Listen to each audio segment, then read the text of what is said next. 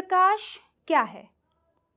प्रकाश एक प्रकार की ऊर्जा है जिसे हम अपनी आँखों द्वारा ग्रहण करते हैं। प्रकाश की किरण वह सरल रेखीय पथ जिस पर प्रकाश गति करता है उसे हम प्रकाश की किरण कहते हैं। प्रकाश पुंज प्रकाश की किरणों का वह समूह जो एक दूसरे के समानांतर हो प्रकाश पुंज कहलाता है। आपतित किरण वह प्रकाश की किरण जो किसी सतह पर पड़ती है आपतित किरण कहलाती है। किसी चमकदार पृष्ठ पर पड़ने के बाद आपतित किरण उसी माध्यम में मुड़ जाती है और इसे हम प्रकाश का परावर्तन कहते हैं। आपतित किरण चमकदार पृष्ठ से परावर्तन के बाद मुड़ जाती है और यह दूसरी किरण अब परावर्तित किरण कहलाती है। आइए बच्चों, अब हम अपने अध्याय को शुरू करते हैं। सबसे पहले हम प्रकाश के परावर्तन के बारे में जानते हैं। बच्चों, आपने अपने दैनिक जीवन में देखा ही है कि जब प्रकाश की किरण किसी दीवार, दर्पण या किसी चमकदार सतह से टकराती है तो उसके बाद वो दूसरी दिशा में मुड़ जाती है। हमने पढ़ा है कि जब एक प्रकाश की किरण किसी पॉलिश की गई सतह से जैसे कि दर्पण के ऊपर पड़ती है तो वह सतह अपने ऊपर पड़ने वाली किरणों को वापस उसी माध्यम में मोड़ देते हैं। इसे हम प्रकाश का परावर्तन कहते हैं। प्रकाश के परावर्तन के दो नियम हैं जो हम पिछली कक्षाओं में पढ़कर आए हैं। पहला नियम, आपतन कोण परावर्तन कोण के बराबर होता है, अर्थात angle I is equals to angle R। और दूसरा नियम, आपतित किरण दर्पण के आपतन बिंदु पर अभिलंब और परावर्तित किरण सभी एक ही तल में होते हैं। परावर्तन के यह नियम गोलीय पृष्ठों सहित सभी प्रकार के परावर्तक पृष्ठों के लिए लागू होते हैं। बच्चों, आप रोज अपने आप को घर में लगे दर्पण में देखते होंगे। यह दर्पण समतल दर्पण होता है जिसमें हमारा प्रतिबिंब सदैव सीधा, हमारे आकार के बराबर और आभासी दिखाई देता है। आभासी क्यों कहा मैंने? आभासी इसलिए क्योंकि हम अपने प्रतिबिंब को किसी पर्दे पर नहीं उतार पाते, अतः इस प्रकार का प्रतिबिंब आभासी प्रतिबिंब कहलाता है। चलिए बच्चों, अब हम गोलीय दर्पणों के बारे में पढ़ते हैं। ऐसे दर्पण जिनका परावर्तक पृष्ठ गोल होता है गोलीय दर्पण कहलाते हैं। यह दो प्रकार के होते हैं, उत्तल दर्पण और अवतल दर्पण। आइए बच्चों, इन्हें हम एक क्रियाकलाप से समझते हैं। बच्चों, एक बड़ी चमकदार चम्मच लीजिए। इस चम्मच की अंदरूनी सतह अवतल दर्पण की भांति कार्य करेगी और इसकी उभरी हुई बाहरी सतह उत्तल दर्पण की तरह कार्य करेगी। अब इस चम्मच के उभरे हुए गोलीय सतह के सामने, जो कि उत्तल दर्पण की तरह कार्य करता है, कोई भी एक वस्तु जैसे कि एक पेन लेकर जाएं। आप देखेंगे कि वस्तु का प्रतिबिंब सीधा, आभासी और आकार में छोटा बनता है। फिर से आभासी क्यों? बिल्कुल सही, क्योंकि इसे हम पर्दे पर नहीं प्राप्त कर सकते। अब धीरे धीरे इस पेन को चम्मच की सतह के आगे और पीछे ले जाकर देखें। पेन का प्रतिबिंब सदैव आभासी, सीधा और छोटा ही बनेगा। अब इस पेन की चम्मच की अंदरूनी सतह, जो कि अवतल दर्पण की तरह कार्य कर रही है, की तरफ ले जाएं। आप देखेंगे कि प्रतिबिंब उल्टा और आकार में छोटा बनता है।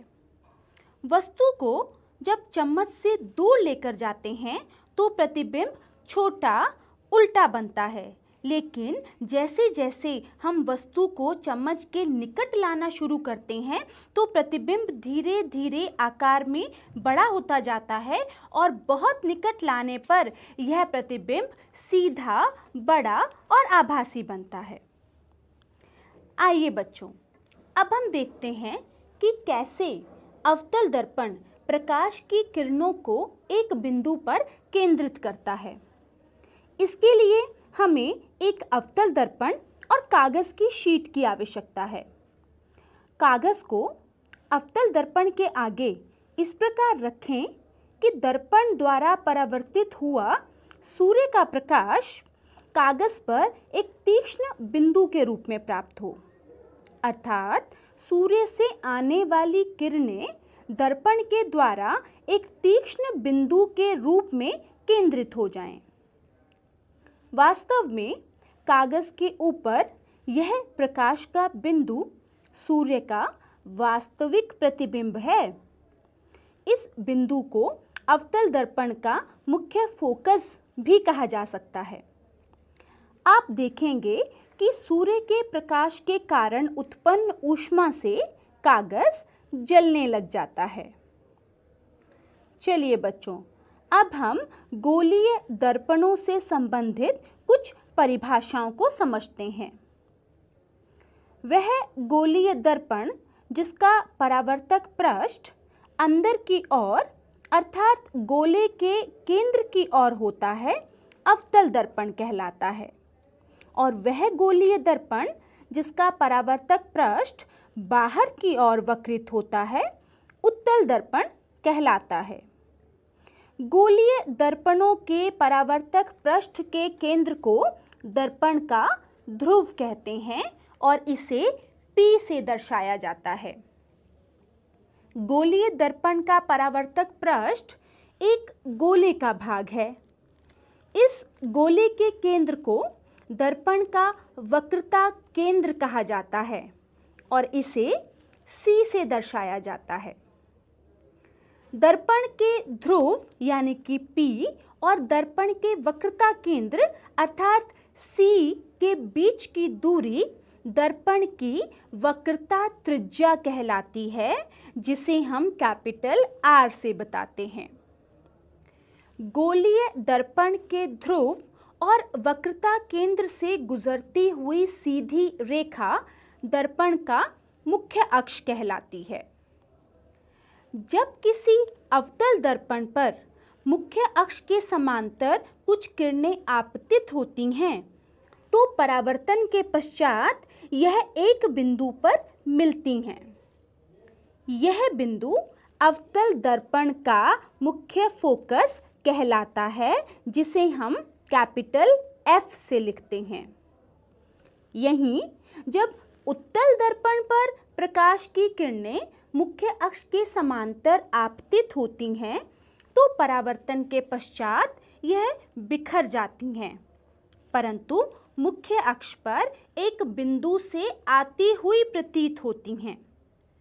यह बिंदु उत्तल दर्पण का मुख्य फोकस कहलाता है।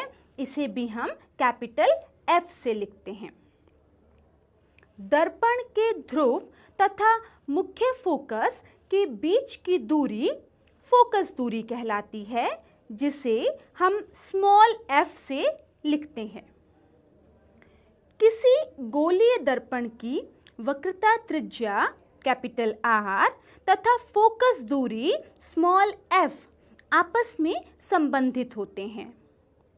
यदि हमें किसी दर्पण की त्रिज्या R ज्ञात हो तो हम उस दर्पण की फोकस दूरी निकाल सकते हैं।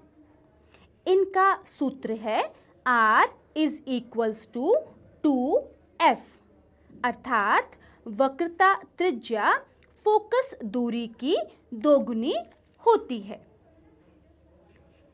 आइए बच्चों, अब हम देखते हैं गोलीय दर्पणों द्वारा प्रतिबिंबों का बनना।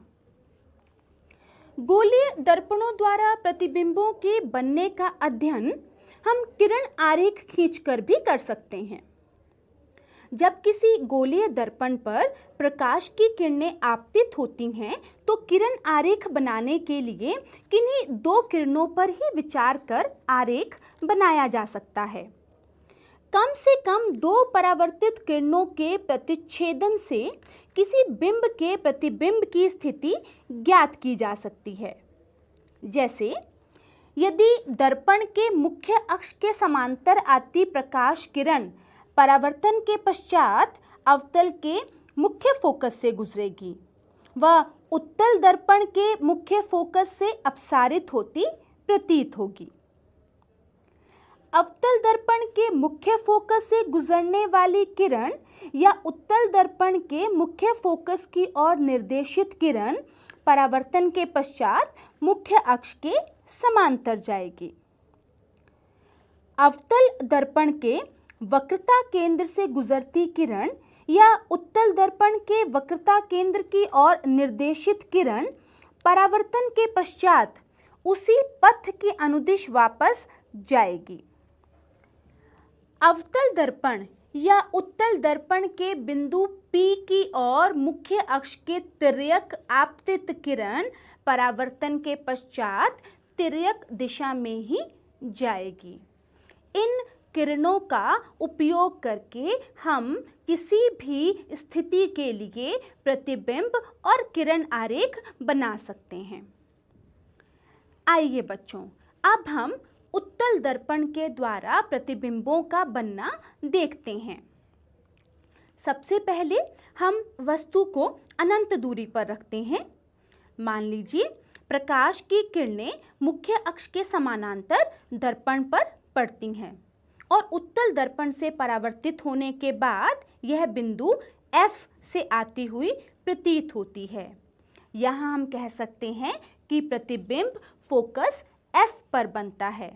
यह आभासी, छोटा और सीधा होता है। दूसरी स्थिति देखते हैं।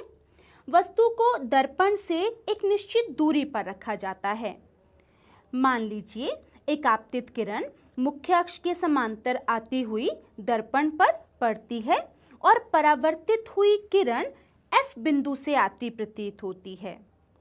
दूसरी आपतित किरण C से गुजरती है और इसी पथ से वापस परावर्तित हो जाती है। यह दोनों ही किरणें बिंदु A पर मिलती हुई प्रतीत होती हैं। रेखा A' B' खींचने के बाद A' B' वस्तु का प्रतिबिंब बनता है। यह प्रतिबिंब P और F के बीच में बनता है और यह सीधा, आभासी और आकार में छोटा होता है। आइए बच्चों, उत्तल दर्पण के द्वारा वास्तव में हम प्रतिबिंब बनाकर देखते हैं। उत्तल दर्पण के द्वारा प्रतिबिंब दिखाने के लिए हमारे पास है ये उत्तल दर्पण, जिसे हमने दर्पण या लेंस स्टैंड पे रखा है, एक मोमबत्ती, माचिस और साथ में एक पर्दा, स्क्रीन, जिसपे हम प्रतिबिंब को लेने की कोशिश करेंगे। तो चलिए बच्चों, अब हम कैंडल को जलाते हैं और कैंडल को जलाकर प्रतिबिंब बनाने की कोशिश करते हैं। यहाँ पर ये कैंडल बिंब या वस्तु की तरह कार्य कर रही है। जैसे ही इस वस्तु को दर्पण और स्क्रीन के बीच में रखा जाता है तो आप देख रहे हैं कि स्क्रीन पर किसी भी तरीके की इमेज नहीं बन पा रही है, चाहे मोमबत्ती को दर्पण के पास ले जाया जाए या दर्पण से दूर ले जाया जाए। दर्पण पे, स्क्रीन पर किसी भी तरीके की प्रतिबिंब दिखाई नहीं दे रहा है, क्योंकि हम मोमबत्ती का प्रतिबिंब पर्दे पर या स्क्रीन पर नहीं देख पा रहे हैं। अर्थात यहाँ पर जो प्रतिबिंब बन रहा है वो वास्तविक नहीं है। अब इसी मोमबत्ती को उत्तल दर्पण के सामने अलग अलग दूरियों पर रख कर देखते हैं। आप देख रहे हैं कि उत्तल दर्पण के सामने मोमबत्ती को जब उत्तल दर्पण से काफ़ी दूर अनंत पर रखा जाता है तो मोमबत्ती में इसका प्रतिबिंब सीधा, छोटा और आभासी बनता है। आभासी इसलिए क्योंकि इसे हम पर्दे पर या स्क्रीन पर नहीं ले पा रहे हैं। मोमबत्ती की स्थिति बदलने पर यानी कि इसे दर्पण के नज़दीक लाने पर भी प्रतिबिंब छोटा, सीधा और आभासी बन रहा है। अर्थात उत्तल दर्पण किसी भी वस्तु का प्रतिबिंब सीधा, छोटा और आभासी बनाता है। बच्चों, देखा आपने किस तरीके से उत्तल दर्पण प्रतिबिंब बनाता है। चलिए अब उत्तल दर्पण के उपयोग पढ़ते हैं। उत्तल दर्पणों का उपयोग वाहनों के पश्च दृश्य दर्पण या रियर मिरर के रूप में किया जाता है, क्योंकि ये सदैव सीधा प्रतिबिंब बनाते हैं और वह आकार में छोटा होता है। इन दर्पणों का दृष्टि क्षेत्र भी अधिक होता है, क्योंकि यह बाहर की ओर वक्रित होते हैं। अतः ये ड्राइवर को अपने पीछे का बड़ा क्षेत्र देखने में हेल्प करते हैं।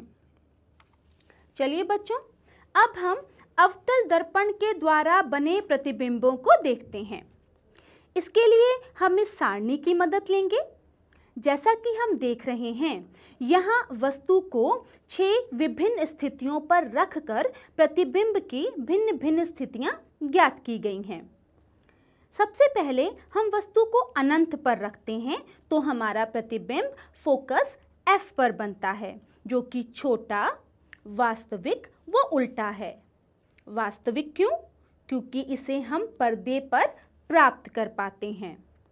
इसके बाद आप देखेंगे कि जैसे जैसे हम वस्तु को दर्पण के नज़दीक लेकर जाते हैं, प्रतिबिंब दर्पण से दूर होता जाता है। दूसरी स्थिति में हम वस्तु को C से परे रखते हैं तो प्रतिबिंब F और C के बीच बनता है, जो छोटा, वास्तविक और उल्टा है। जब वस्तु को C पर रखा जाता है तो प्रतिबिंब भी वहीं C पर बनता है, जो अब वस्तु के साइज के बराबर, वास्तविक व उल्टा है। अब जब वस्तु को C और F के बीच में रखा जाता है तो प्रतिबिंब C से परे, बड़ा, वास्तविक व उल्टा बनता है। जब वस्तु को F पर रखा जाता है तो प्रतिबिंब अनंत पर बनता है, जो कि आकार में काफ़ी बड़ा, वास्तविक व उल्टा ही है।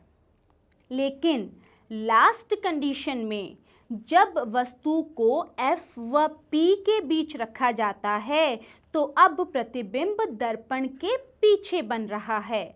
यह काफ़ी बड़ा बनता है और क्योंकि इसे हम पर्दे पर प्राप्त नहीं कर पाते हैं, अतः यह आभासी और सीधा होता है।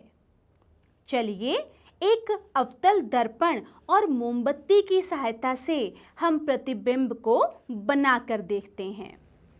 इस क्रियाकलाप के लिए हमारे पास है अवतल दर्पण, दर्पण स्टैंड में लगा हुआ, एक जलती हुई मोमबत्ती और पर्दा।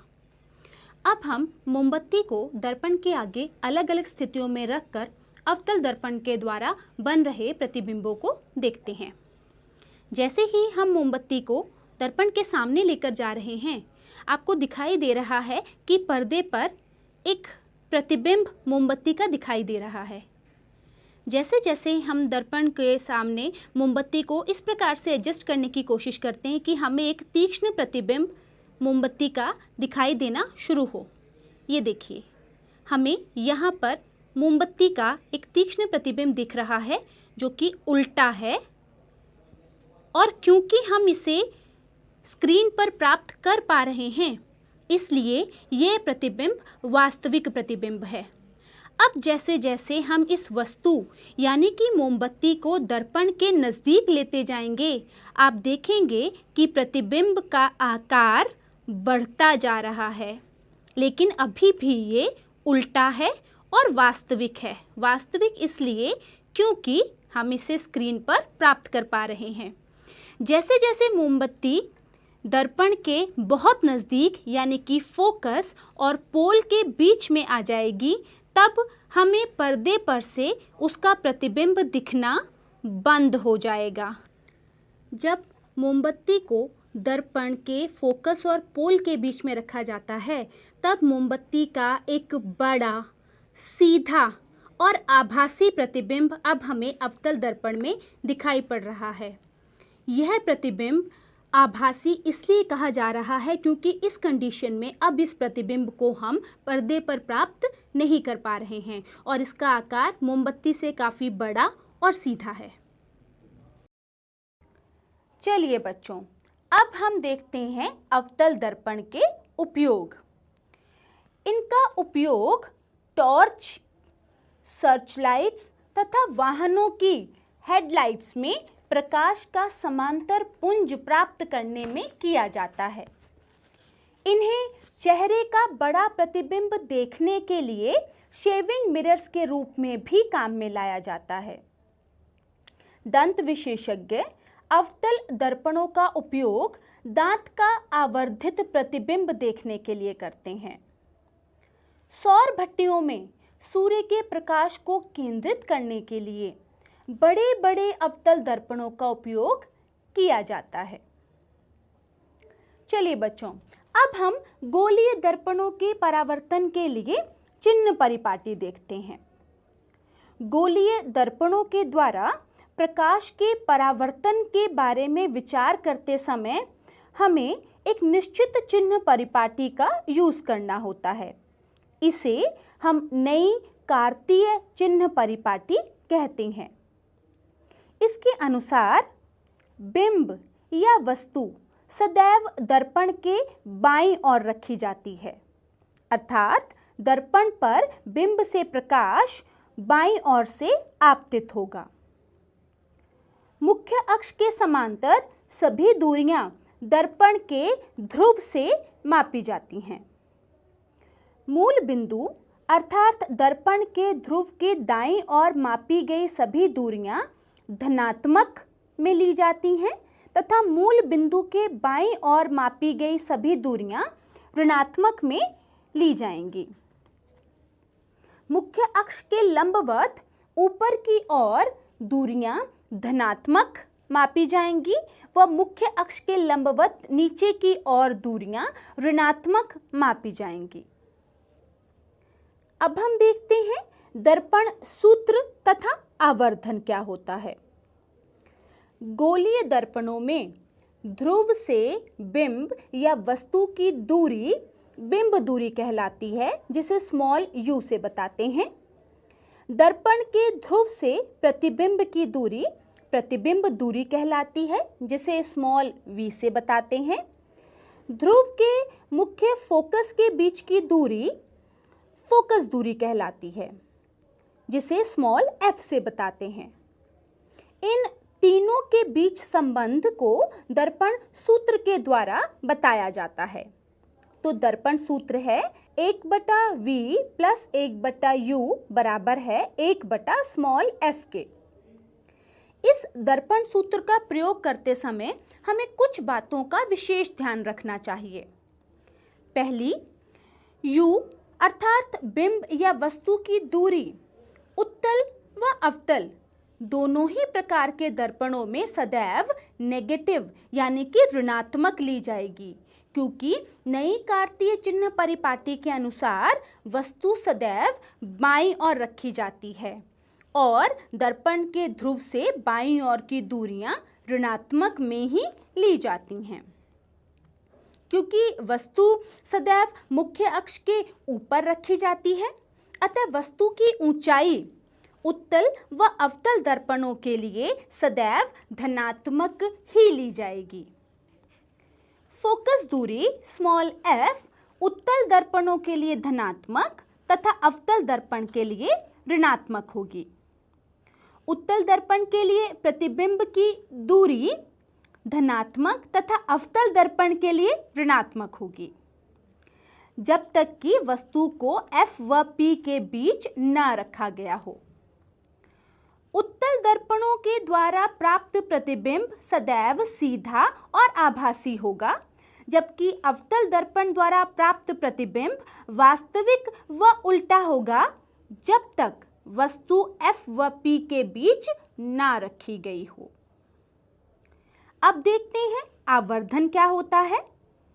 गोलीय दर्पणों द्वारा उत्पन्न आवर्धन वह आपेक्षिक विस्तार है जिससे यह पता चलता है कि प्रतिबिंब बिंब की अपेक्षा कितना गुना आवर्धित है। इसके लिए सूत्र है आवर्धन m इज इक्वल्स टू प्रतिबिंब की ऊंचाई h डैश बटा बिंब की ऊंचाई h। m is equal to h dash बटा h। इसे हम बिंब दूरी u तथा प्रतिबिंब दूरी v का उपयोग करके भी बता सकते हैं। आवर्धन m is equals to minus v बटा u। या हम लिख सकते हैं m is equals to h dash बटा h is equals to minus v बटा u। आवर्धन के मान में ऋणात्मक चिन्ह यह बताता है कि प्रतिबिंब वास्तविक है और आवर्धन के मान में धनात्मक चिन्ह यह बताता है कि प्रतिबिंब आभासी है। तो बच्चों चलिए अब हम देखते हैं कि हमने इस अध्याय में क्या क्या सीखा। प्रकाश किसी चमकदार पृष्ठ से टकराकर वापस जाता है और यह प्रक्रिया परावर्तन कहलाती है। दर्पण तथा लेंस वस्तुओं के प्रतिबिंब बनाते हैं। बिंब की स्थिति के अनुसार प्रतिबिंब वास्तविक तथा आभासी हो सकते हैं। गोलीय दर्पण दो प्रकार के होते हैं, उत्तल दर्पण और अवतल दर्पण। दर्पण सूत्र 1/v प्लस 1/u बराबर है 1/f के। यह बिंब दूरी u, प्रतिबिंब दूरी v व दर्पण की फोकस दूरी f के बीच संबंध बताता है। किसी गोलीय दर्पण की फोकस दूरी उसकी वक्रता त्रिज्या की आधी होती है। तो चलिए बच्चों अब कुछ प्रश्नों पर चर्चा कर ली जाए। मुझे उम्मीद है आपको इनके उत्तर आते होंगे। पहला प्रश्न, अवतल दर्पण द्वारा बना प्रतिबिंब यदि बड़ा, आभासी तथा सीधा हो तो वस्तु की स्थिति कहाँ होगी? जी हाँ, दर्पण के ध्रुव P तथा फोकस F के बीच जब वस्तु को रखा जाएगा तो अवतल दर्पण द्वारा एक बड़ा, आभासी तथा सीधा प्रतिबिंब बनता है। प्रश्न नंबर 2, उत्तल दर्पण किस प्रकार के प्रतिबिंब बनाते हैं? जी हाँ, बिल्कुल सही, उत्तल दर्पण सीधे, छोटे तथा आभासी प्रतिबिंब बनाते हैं। प्रश्न नंबर 3, यदि किसी दर्पण में आपका प्रतिबिंब किसी भी दूरी पर सदैव सीधा ही बने तो वह दर्पण कैसा हो सकता है? जी हाँ, वो दर्पण समतल दर्पण हो सकता है। आखिरी प्रश्न, यदि किसी गोलीय दर्पण की वक्रता त्रिज्या 30 सेंटीमीटर है तो इसकी फोकस दूरी क्या होगी? जैसा कि हमें पता है कि गोलीय दर्पणों में वक्रता त्रिज्या और फोकस दूरी के बीच संबंध है r is equal to 2f और हमें वक्रता त्रिज्या मिली है 30 सेंटीमीटर। तो f निकालने के लिए फॉर्मूला हो जाएगा f is equals to r/2। यहाँ हम रखेंगे 30/2 और हमारी फोकस दूरी निकलेगी 15 सेंटीमीटर। बच्चों, आपको देने के लिए मेरे पास एक और प्रश्न है जिसे आपने घर में बैठकर तसल्ली से करना है और यह प्रश्न है, अवतल दर्पणों द्वारा बने प्रतिबिंबों को बनाने के लिए किरण आरेख खींचिए। तो आपने सभी 6 स्थितियों के लिए किरण आरेख बनाने